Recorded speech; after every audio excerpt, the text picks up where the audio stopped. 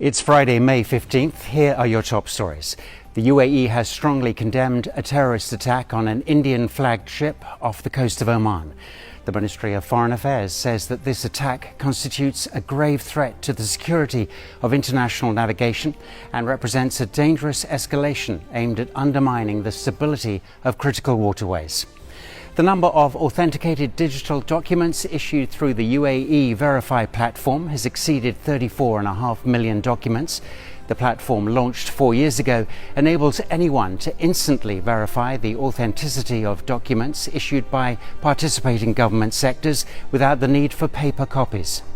On the occasion of International Day of Families, which is celebrated across the UAE today, Dubai Airports has transformed everyday travel moments into personalised works of art at Dubai International, surprising passengers with live caricature experiences across the airport's terminals. We did discuss Iran.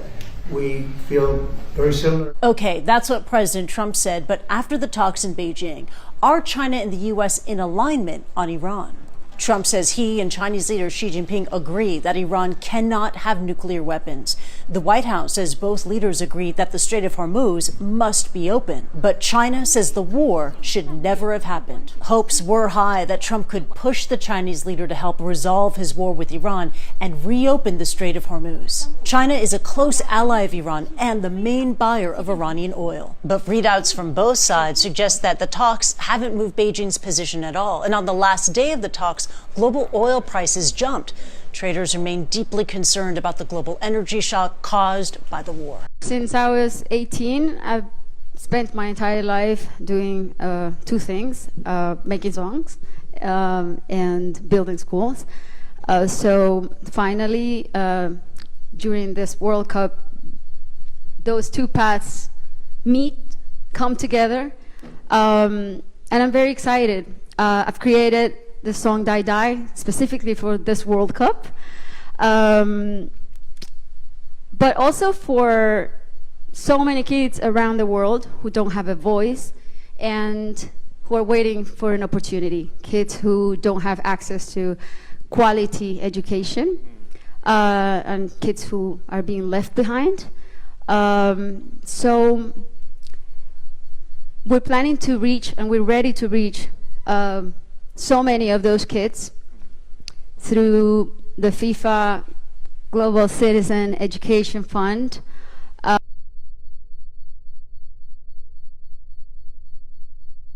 Just a few hours ago, the two leaders wrapped up a second round of formal talks over tea. It was the final event for President Trump's two-day visit here, where Iran, Taiwan, and trade dominated the conversations. Trump said it was a successful meeting, and Xi called it a historic summit as Beijing gave Trump a lavish send-off. China rolled out the red carpet one last time for President Trump before he waved goodbye to his hosts and boarded Air Force One back to the U.S.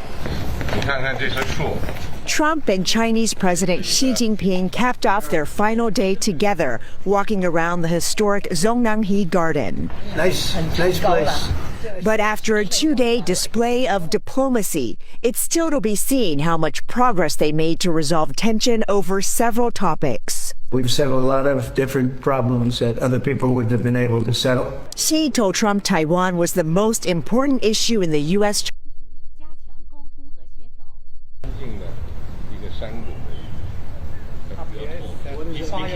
Be careful. Okay, I'll watch it.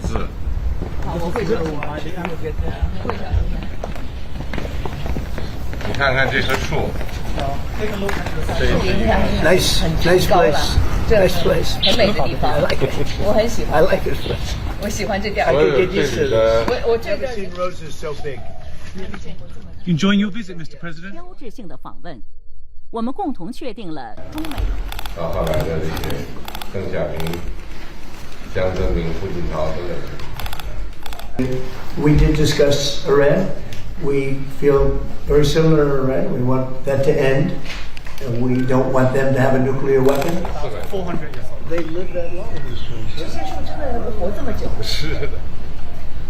后来有外事活动。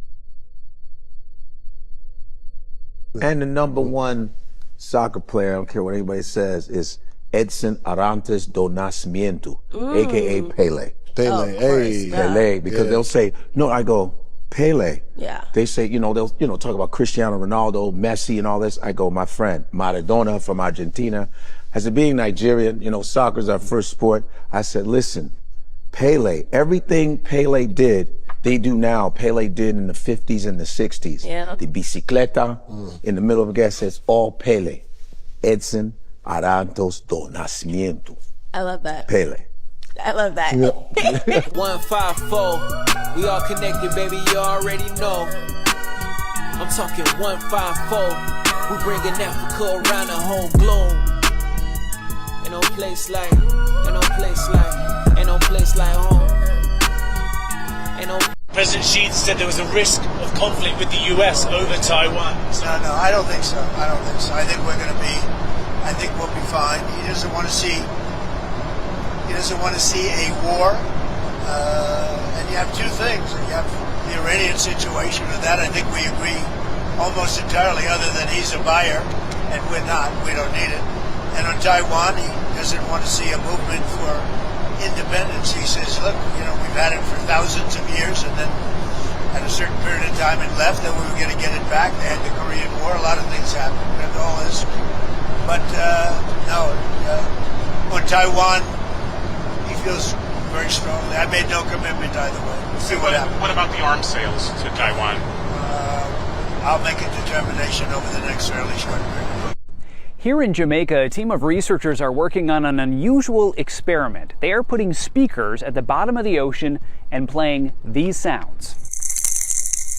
Those are the sounds of a healthy coral reef, and the idea is if you play the sound of a healthy reef, you can attract fish and coral larvae to come over to an unhealthy reef and help revive it. A similar experiment that was done on the Great Barrier Reef found in just a matter of weeks the amount of fish life around those reefs actually doubled. And this is important because coral reefs around the world are threatened due to climate change, marine heat waves, and overfishing.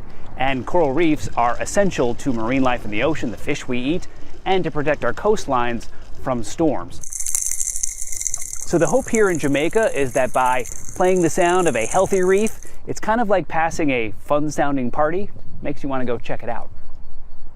Well, I know President Trump really likes Venezuela, and for good reasons. It is a beautiful country, but most of all, of wonderful people. But I'm sure he's going to love it even better when we have a country that is free, prosperous, and democratic, and turns into the strongest ally in the Americas, because we're located in the heart of the Americas. And look, Erin, from every perspective, for the American people and for the Venezuelan people, a transition to democracy is a win-win solution. From the migration perspective, over 1 million Venezuelans lives in the U.S. and they want to go back, but they're only going to do it if there's democracy. When Trump said to the Fox News reporter, quote, "I'm very serious about this, so you can talk about this. I'm serious about beginning a process to make Venezuela the 51st state."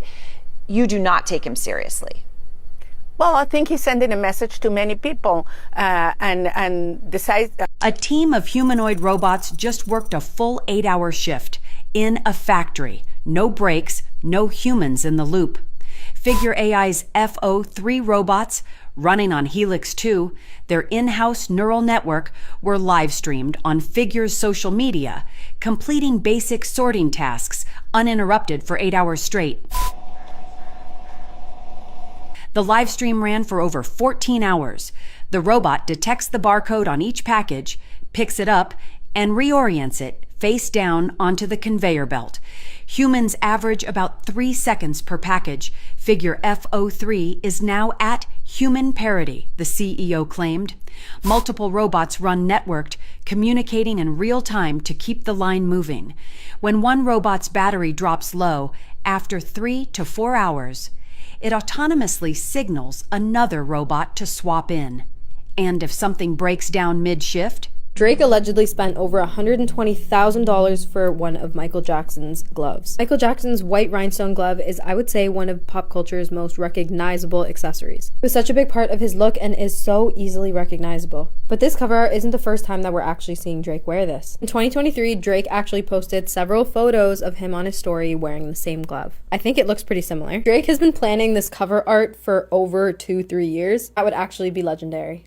3 decades after 2 civilian planes were shot down by Cuba, the Justice Department is taking steps to indict former Cuban President Raul Castro in connection to the deadly incident, according to U.S. officials familiar with the matter. The planes, operated by a Miami-based humanitarian group, were struck down by Cuban fighter jets over international waters back in 1996. 3 Americans and a U.S. resident were killed. Cuban officials have argued the shoot-down was legitimate, claiming the planes violated its airspace. At 94, Raul Castro is widely considered the most powerful person in Cuba, even though he stepped down as the leader of its Communist Party in 2021. CIA Director John Ratcliffe met with his grandson, who's viewed as his representative, yesterday. He shared Trump's message that the U.S. is, quote, prepared to seriously engage on economic and security issues, but only if Cuba makes fundamental changes. Cuba is not doing well. It's a failed nation. A potentially President Trump kicked off his visit to China by spending the day with Chinese President Xi Jinping. And at one point, they toured Beijing's historic Temple of Heaven. Yeah. And it's much different than Trump's Temple of Heaven, which is a tanning bed inside a ball pit of McNuggets. Can we see a photo of China's Temple of Heaven? Yeah. Trump saw those stairs and was like, you gotta be kidding me, buddy. You got a nosebleed. She's just HPing. That's a lot of stairs. Right away, he was like, you have one of those stair jazzies? Meanwhile, both leaders sat down for a 2-hour meeting, and President Xi said that U.S.-China relations will be defined by stability. Yeah, because when you think of Trump, you think stability. Yeah. Yep, President Xi talked about a future where China and the U.S. can work together, first with President Trump and eventually with President Spencer Pratt.